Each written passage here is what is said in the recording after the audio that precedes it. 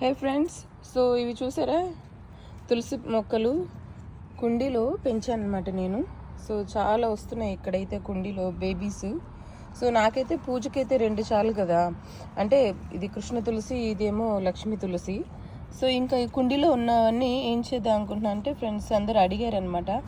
అంటే వాళ్ళకి నోటెడ్ అనమాట, నేను ఎప్పుడు ఎవ్రీ ఇయర్ పెంచుతాను, అందరికీ డిస్ట్రిబ్యూట్ కూడా చేస్తాను, అండ్ టెంపుల్స్కి కూడా ఇస్తాను నేను 51 అని. నాకు ఒక 3-4 టెంపుల్స్కి ఇస్తాను నేను ఎవ్రీ ఇయర్.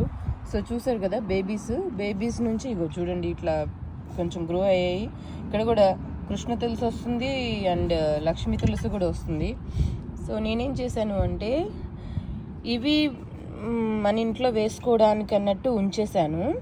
సో ఫ్రెండ్స్కి ఇవ్వడానికి ఏం చేశానంటే నేను ఇక్కడైతే ఇట్లా వేసేసాను, సీడ్స్ ఓపెన్గా వేసేసాను. సో దట్ ఇవి గ్రో అయితే ఇద్దామని ఇట్లా సీడ్స్ అయితే వేసేసాను, అన్ని చోట్ల వేసాను, చిన్నగా వస్తున్నాయి చూడండి.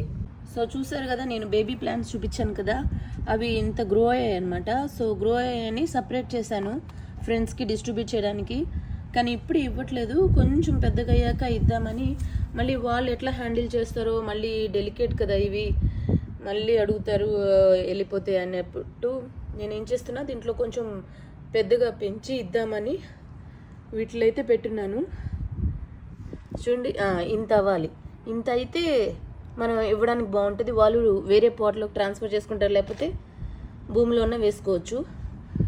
చూడండి ఇన్ని ప్రిపేర్ చేశాను నేను. సో ఇన్ని డిస్ట్రిబ్యూషన్కి ఇచ్చేస్తాను.